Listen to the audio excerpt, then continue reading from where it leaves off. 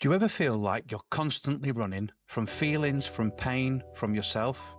Drinking, using substances, doom scrolling on social media, binge watching Netflix, basically anything to avoid what's actually happening. What if the only way out is to stop running? If you're ready to face what you've been avoiding, then this is the episode for you. Welcome to the Men's Mental Health and Movement Podcast. One step stronger, live longer. Today, we're talking about what happens when you stop running from substances, pain, and from yourself. Keith Hager from Holistic Brotherhood is here to share his story. If you've ever felt like you're destroying yourself and facing a conversation that was difficult, this is Keith's story, and it might be the catalyst that you finally need to stop destroying yourself. Keith, welcome to the podcast. Thank you, Tony. I appreciate it. Good. Great to have you here. So, first question for you. You describe yourself as a metalhead, a trauma survivor, a past addict, and a lost soul. That's an eclectic mix. Take me back to that lost soul, Keith. Who was that guy? Yeah, good question. Very good question. That guy was self-destructive, lost, unconscious, angry, sad. The person who just walked kind of in this world like a zombie was kind of here, but not here. The way I kind of understand it now, as I'm a bit older, is kind of like I was basically fully dissociated. So I was just in my body, but not really here. Like I would basically function, but I would be just like smiling, but behind everything. I always felt like if this is a wall, I'm behind the wall. And then I'd be walking through life just like this. Is it probably the easiest way I can explain it? And as I know now, disassociation is when you kind of like leaving your body per se. It's kind of everything where I was actually up to about, I think it only started, I still have parts now, but I can definitely notice it and clear it. But I don't think I fully was even partly aware of it, what was really going on till around about 24 years old is when I first started the big change happen. You could say the first awakening, as they say. Yeah. This is kind of when things really change. This is when I quit drinking drugs, like completely cold turkey. I was just like, I'm done. And then things completely started changing after that. And it's just been like climbing up that ladder of consciousness, we could call it, or just becoming back to who I really should have been before, if I'd have been like had a normal life per se, if all that trauma and chaos wasn't there. Yeah. So you mentioned the trauma there. What stage in your life did that trauma start? Oh, it started young. So sitting through and digging through everything over the years, I think I've pinned it down to a few moments, you could say, over my kind of major moments, but there's been catalysts for it through my whole childhood, teens and early 20s. But the first point of pin, or the first couple of pins, was I would say my parents' divorce. Right. I haven't dug out all of everything there, but the first part was there. I think it was a pretty messy divorce, and I was kind of stuck in the middle of it. What age were you then? I was I was 4 years old. My brother had just been born, so he was about 6 months. Mm-hmm. But I was in the middle of this kind of war between them, and I don't remember exactly what I'd say when I come back, but I'd say things to my mum like, Dad said this, and my mum would say, but don't be stupid, blah blah blah. So what I understand is I was stuck in the middle of them, this rife of angst or whatever it was between them. And then that was kind of probably the first uneasiness. And I think when my dad sold the house as well and moved to another place, I think that was quite difficult for me. And even though I was young, I felt that maybe that house was my safety. So I'm like, it's a lot of comprehending But the second point, there's a major trauma point, was when my mum then started dating an alcoholic, or he was an alcoholic, or he turned into an alcoholic. I'm not really sure the kind of where it went then. Yeah. But basically the whole story of that little bit is I didn't really, we were kind of, you could say we weren't well off. We didn't have a lot of money. Mum scraped by working multiple jobs and he was always drunk. So I didn't really understand what money was. I wasn't really taught it. So I kind of, because I think there was a lot of turmoil in the house where I was living, I kind of figured out how to get the money and I'd steal it. I didn't ever do anything. I had a little, what do you call it? Squirrel money box. It's about this big. I'd steal the money from my mum's purse anywhere from school and I just put it in this money box. I never spent it. It just collected there. And then one night my mum was at work. The mum's boyfriend come back and they'd heard I'd been stealing. Obviously I got an absolute bollocking from my mum. But he come back and he took it upon himself to come up to my room when he was drunk with a knife and threatened to cut off my hands. I was like maybe 5 years old. Wow. So my mum wasn't in then and nobody actually believed me because I didn't tell my mum and I told my gran, but I can't even remember this because I blocked it all out. It's just been as I've been speaking and discovering and speaking to people and that I've been rediscovering these things. But I told my gran and nothing happened, you know?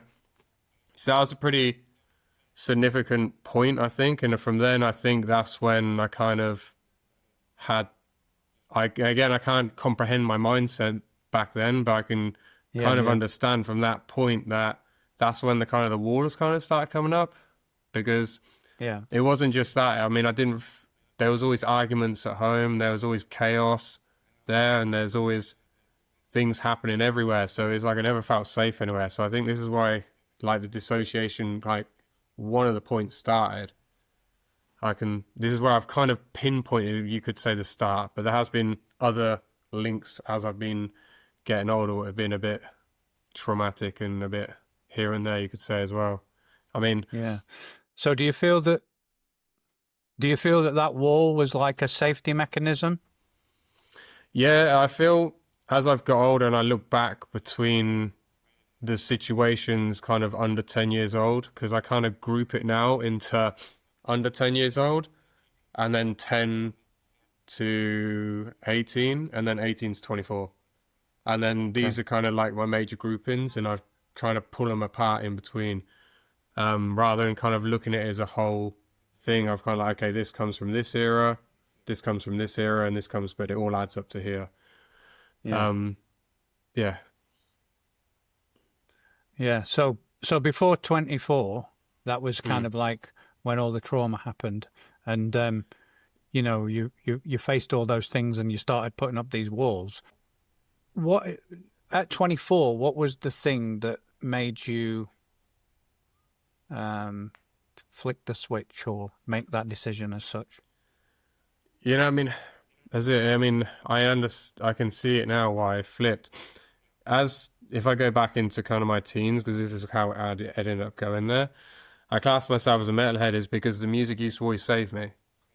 So when I was this raging kid, I didn't know where the output was. So I fell into like the music of Linkin Park, Slipknot, all the kind of new metal era music was around there, was raging.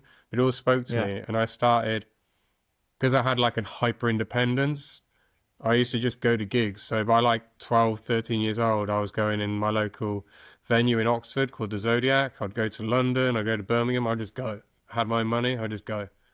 So this is kind of how it kept me, I had that, like I would go somewhere, like I felt like I was in a little bit of a community, even though I didn't really know anybody. And being in kind of like what they call the mosh pit, for me it was fun. It was calm, even though it was chaos. So that as I got older, it kind of morphed a bit into the gym. And I started hitting the gym and just, again, I enjoyed being in that area. And it's partly how it's morphed into where I've come to today. But by 24, I kind of got to a point where I remember sitting back, I got to a point where I was taking so much drugs at the weekend, like Friday night, Saturday night, maybe half a Sunday morning. That I was completely out of it, like trying to come, you could say come down, was like back to normal by Wednesday-ish. And Right. the come downs were getting worse and worse and worse, and the highs weren't as good anymore. And I just, and because I was getting, because between Monday and Thursday-ish, it was taking longer to recover. I just wasn't happy, and I was finding my health in my head was getting worse. The downers were coming harder. And there wasn't, when I first started doing it, the downers weren't really there. So, but then I was taking a hell of a lot more drugs. I was mixing everything. I wasn't just taking one drug. I'd go out and take ecstasy, MMA, cocaine, and I come back and I start taking ketamine to try bring me down. All along drinking alcohol with this as well. Yeah. So I just got to one day, I just had enough. I was like, I had to choose. I was like, my career and my passion is moving into the personal training and fitness because this is my job, and I can't be a mess.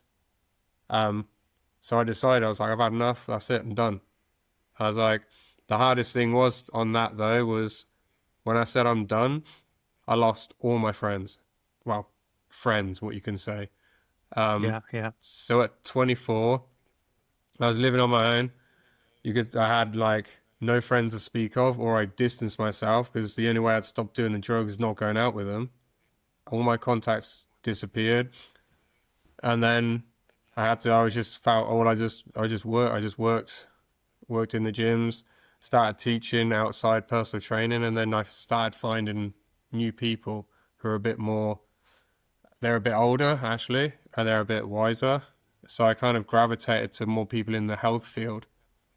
Some of my old school friends did come back. The real friends, they come back over time once they kind of understood that I didn't want to be around the drugs and the drink.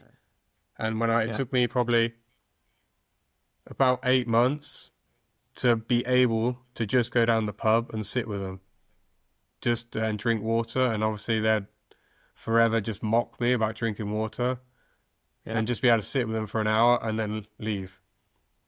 So it was really, really tough. I didn't have any support. My mum didn't support me. My dad wasn't around. My brother wasn't around. None of my family supported me. It was just basically me. So you're rebuilding your habits, you're rebuilding your work, you're rebuilding your friends circle without any support of your family. That's pretty brutal, isn't it? You know, so walk me through that point there where you went through from that feeling better point. I mean, at first it was like, after I fully said I wasn't like hanging out with everyone, I just refused the calls. It's like, I'm not coming out.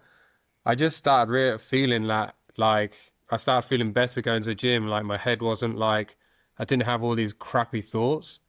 And I started feeling the thoughts kind of, rather than being like, oh, why this? And like this downer phase where I'm consistently kind of questioning everything, my head started becoming better. And I started noticing, obviously, like, for instance, on the physical standpoint as well, like my strength started coming back. I wasn't so tired. That was kind of like then that was kind of the first things I noticed. I mean, back then I wasn't as conscious as I am now. So these are the two main things I started noticing. But then once I started getting into the personal training world and actually people started valuing what I was doing, and I was like, I've actually got a value here. Before, when I was destroying myself, people just think I was just this local kid who worked in the gym who's always wasted at the weekends. Is a typical kind of thing from back, all of it, like the people I used to hang around with, all like that, from coming from Oxford. This is where I was originally from. So like, I kind of, then when I started like going on courses and leveling up my education, so I started spending money on my education. Bearing in mind, it's kind of funny I talk about education now because I highly, highly value education. And I've spent, I don't know, 100,000 over the years on probably my studies, all different things from chiropractic treatments to Pilates to personal training, strength, nutrition, holistic therapies. But if I go back to school, I left school with nothing. I mean, nothing. So it's kind of funny how that turns out. But yeah, so as I started educating myself, I started meeting more advanced trainers who were teaching courses, and then I started speaking, and I got offered jobs, and then it just took me that way, and that exposed me to a higher caliber of people who are a lot older than me when I was teaching boot camps in the middle of Oxford. I started working with people who had a lot more education, a lot more knowledge, who were well traveled. So it started opening my eyes a lot more.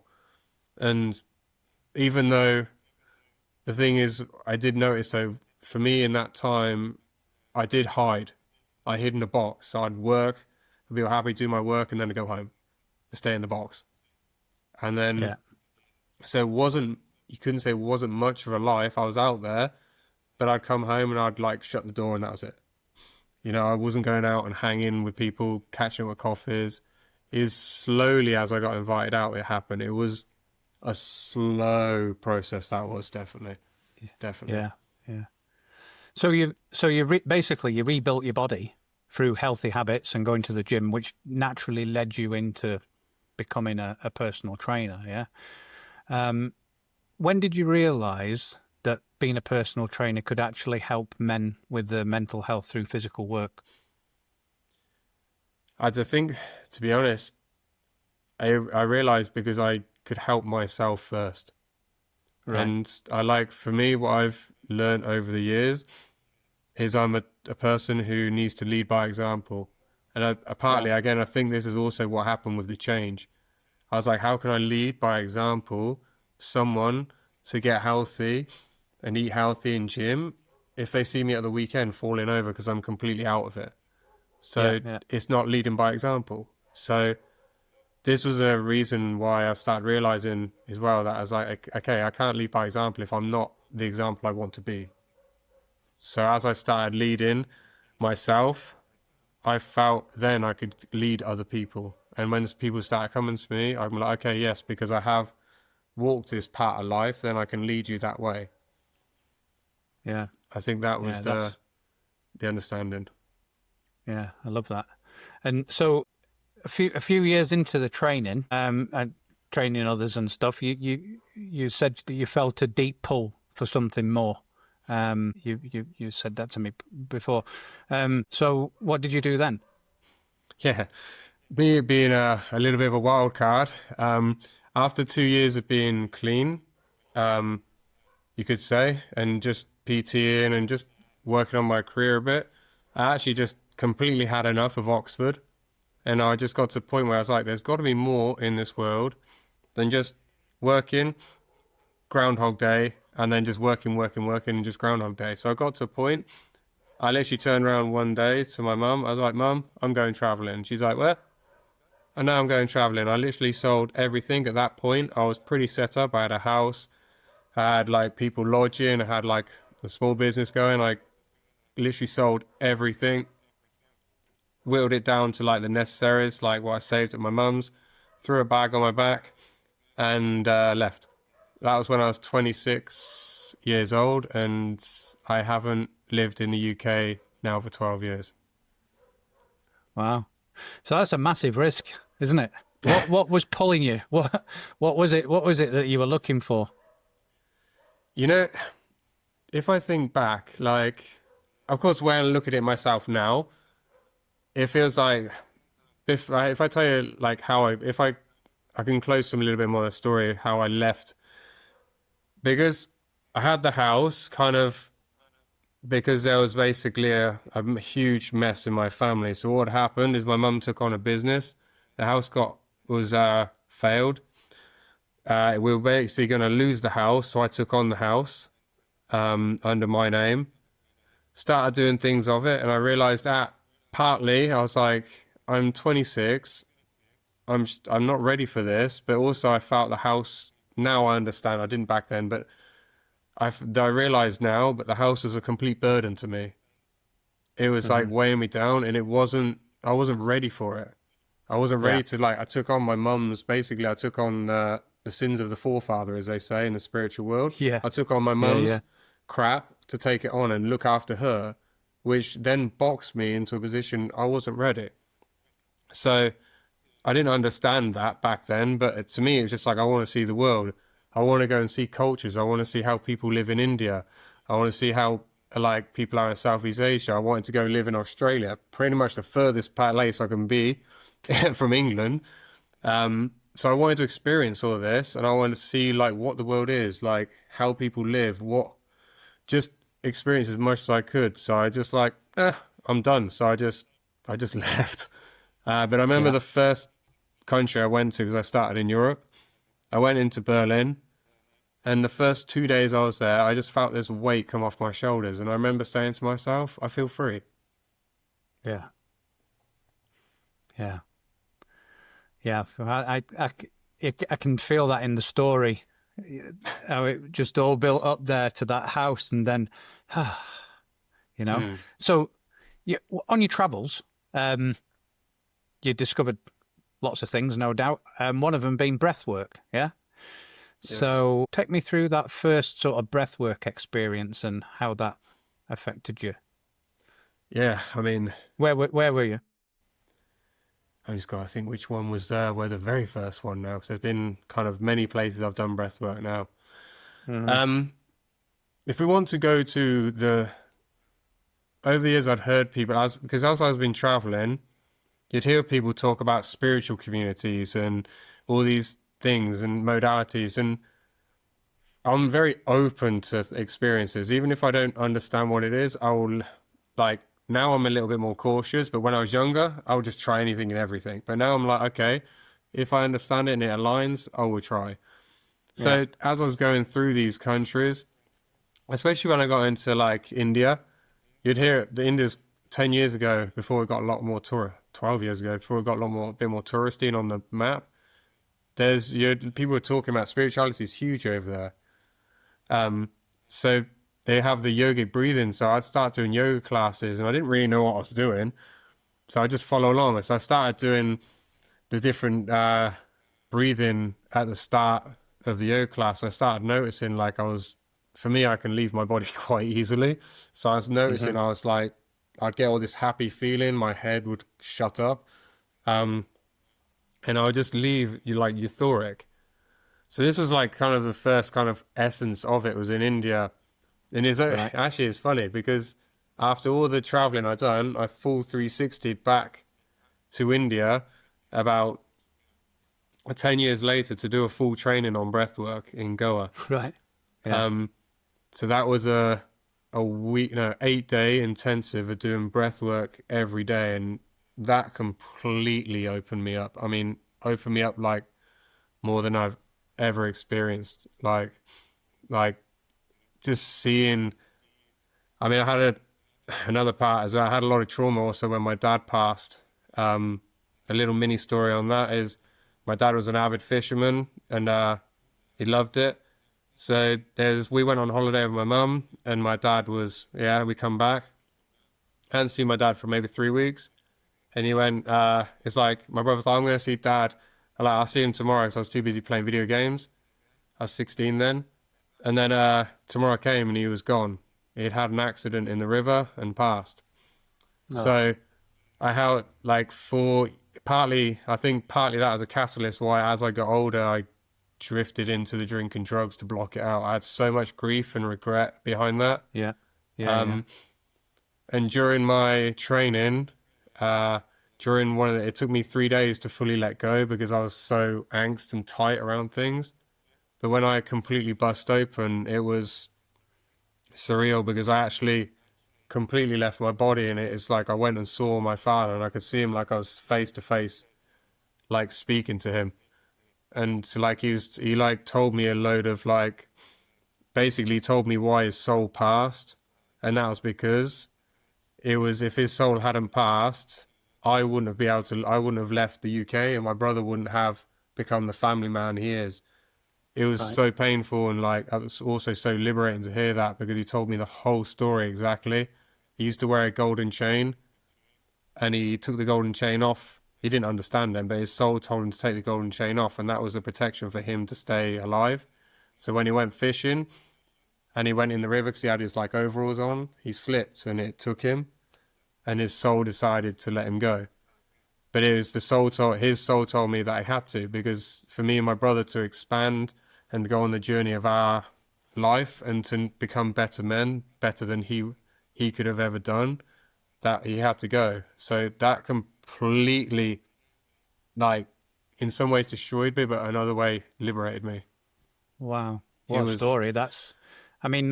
He's almost like sacrificing himself so that you and your brother can be better men. this is exactly what, this basically what I understood. But on that standpoint, he told me my purpose. And one of the things I never forget, he's like, Keith, I want you to go out there and help as many men as possible to become better than I was, to your mum, to you and your brother. And even if it's one little thing, that to go out there, and this is what I want you to do. So I was like, I'm on the right track. Amazing. Amazing. And that's what's brought you here today onto our podcast. Yes. Yeah. So, for someone listening who's never done breath work, right? Because I think this is really interesting for the listeners. It sounds like a bit, hippie bullshit to some people, obviously. But you're a metalhead. You train men in gyms. How would you explain that breath work actually works? In the most simple term you can. If we go away from, as I say, some people will think it's hocus pocus bullshit. Totally understand. But if we go actually away from the hocus pocus and actually bring it to actually the background and scientific of it, basically, by breathing, it centers the central nervous system. So our fight or flight, this helps calm the body. So if we instantly for instance, have anxiety and the body's getting shaky, the palpitations come, if we focus on simple techniques of breathing, whether it's just deep inhales or deep exhales, this will calm the gland in the back of our neck and calm the central nervous system. So even if you don't want to work on the hocus pocus, if you just want to be calm within yourself, it's the simplest and effective thing. And it takes literally about 5 to 10 minutes, even if let's say you're at like 100% stressed and completely doolally, it takes about 5 minutes to regulate. And I've seen it happen with myself and with my clients. They can come in there completely everywhere. We do some breathing, boom, they're centered. It's really powerful stuff. Amazing. Sounds powerful stuff, that.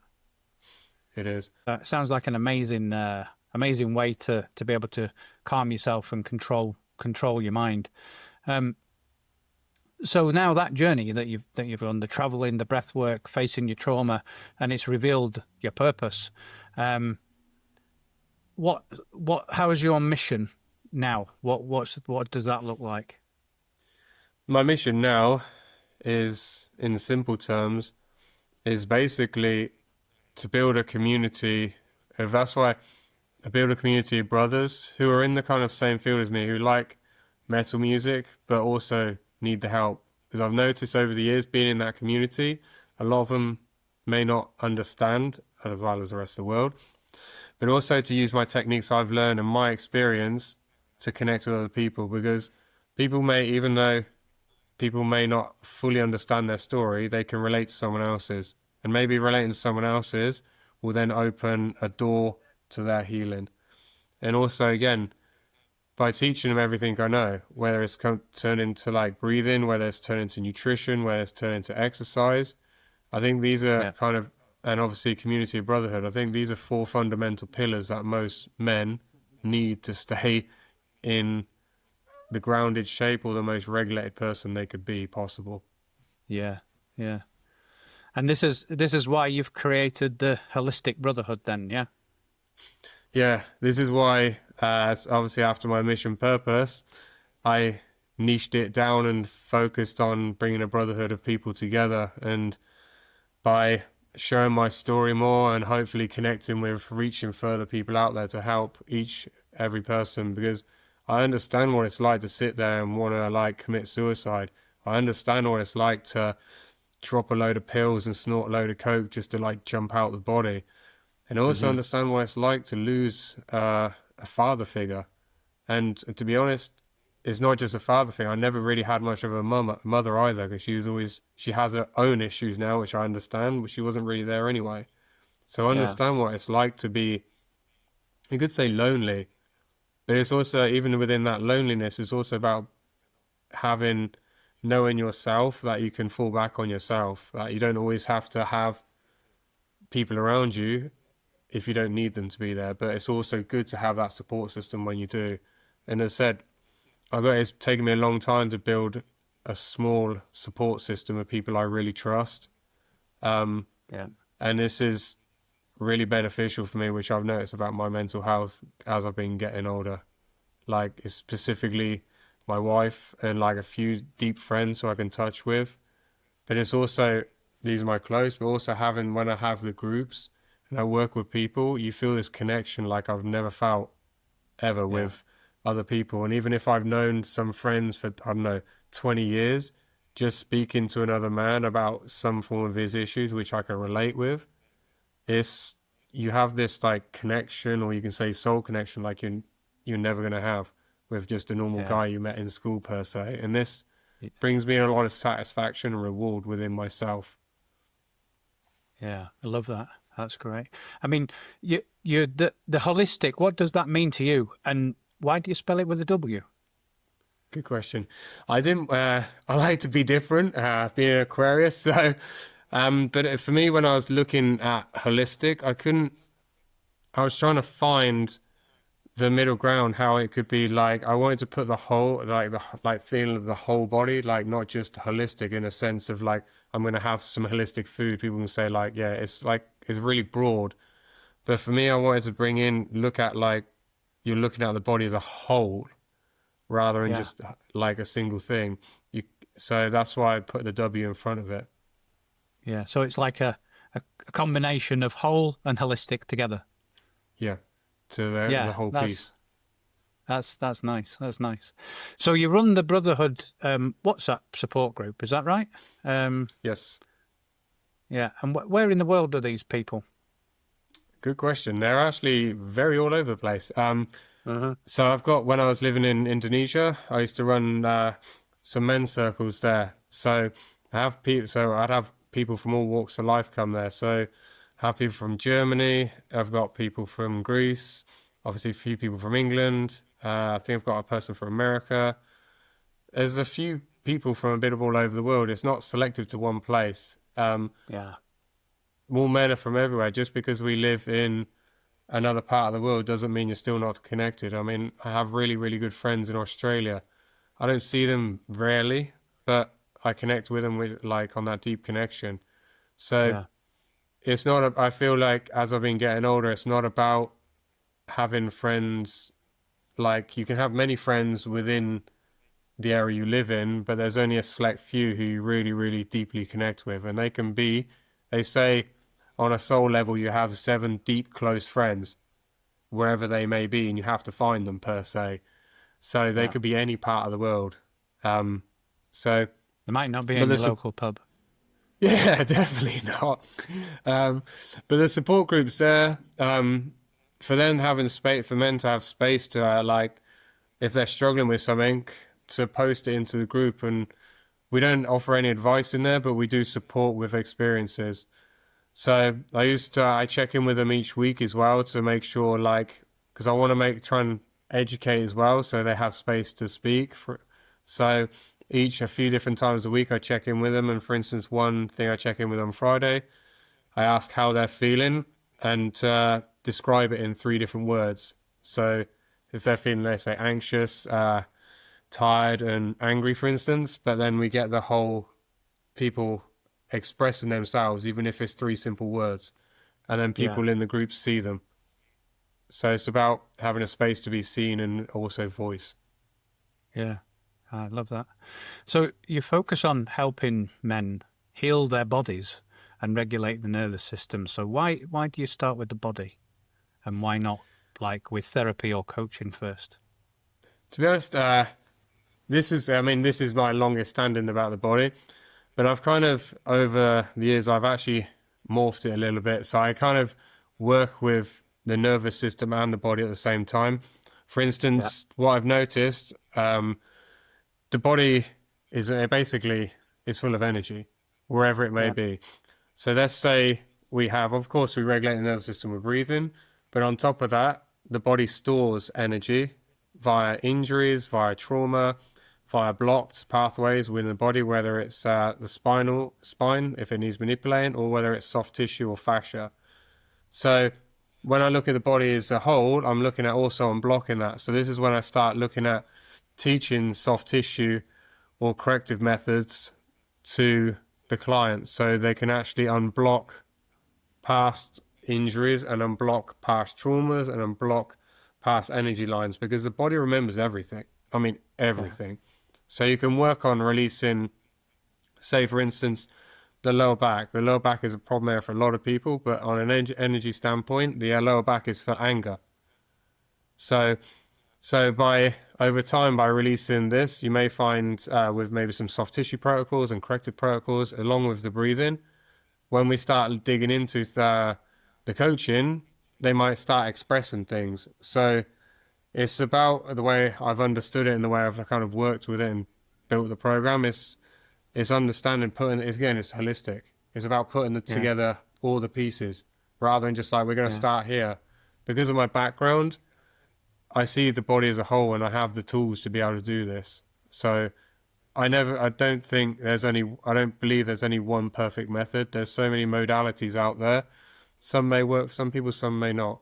So it's all about finding that point, what will work. And again, from my experience, most people will have some form of injury.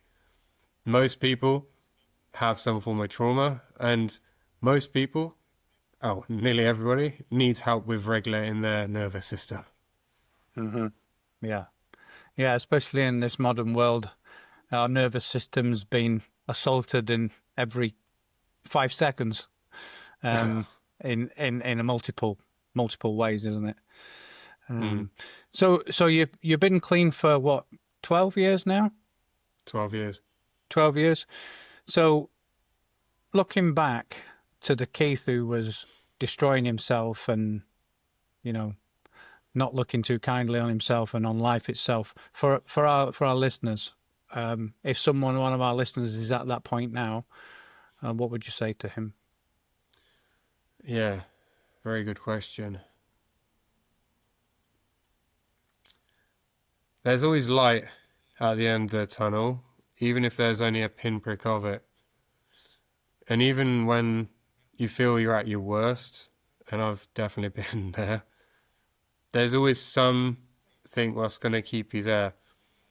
And it's about changing, even if you have an addictive personality, and I do, or have had an addictive personality, it's about trying to find that thing what can give you that same feeling. For me, like I said, it was changing that habit and getting the high from the gym. So the way I believe is about you change that bad habit. At first, you change a bad for a good habit. Even if the good habit turns overly OCD, you can manage the good habit a lot more than you can manage the bad habit. So if you're in that space and you're in that indecisive, you want to change, but you're just scared, without changing everything, just focus on changing that bad habit, that bad obsession, into the good obsession. Flip it. And just focus on the good obsession. Yeah. Yeah, I love that. That's great. That's great advice, Keith, and a great vision on how to change things incrementally.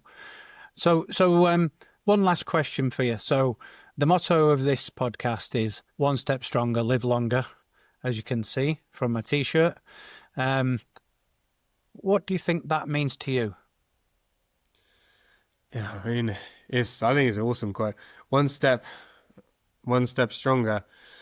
Each day, for me, is each day as long as I'm incrementally improving myself by 1%, whatever it may be, whether it's having a conversation like this and talking about my story, whether it's going to the gym, eating healthy, or just generally slowly moving myself forward within my thought process and not getting stuck in this noodle up here, then I'm moving forward stronger and I'm moving forward better.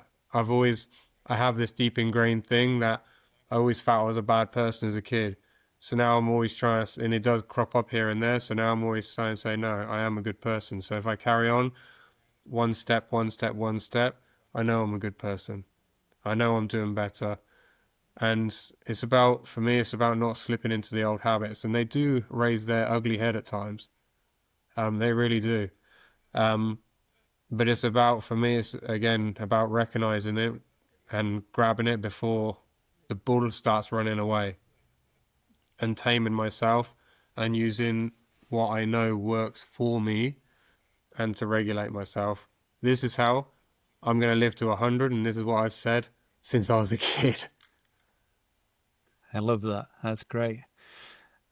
Where can people connect with you and find out more about you? Where can the listeners get in touch with you about the Holistic Brotherhood, or if they want to join the support group? Where's the best place to find you? And like I said, we'll put all these details in the show notes so that you can, and the links in there. But you tell me, where can they find you? You can find me on Instagram, Holistic Brotherhood. Actually, and on that link there is also the WhatsApp group you can join in my bio. So you're more than welcome to join that. Anyone who feels they need space to be heard and seen and speak. I'm also on Facebook, same name, Holistic Brotherhood, and TikTok, Holistic Brotherhood. And if you just want to connect on just my normal Facebook account, it's just Keith Hager. You can find me there.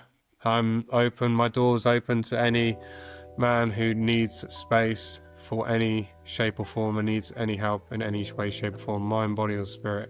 I'm here to teach and heal one male person at a time.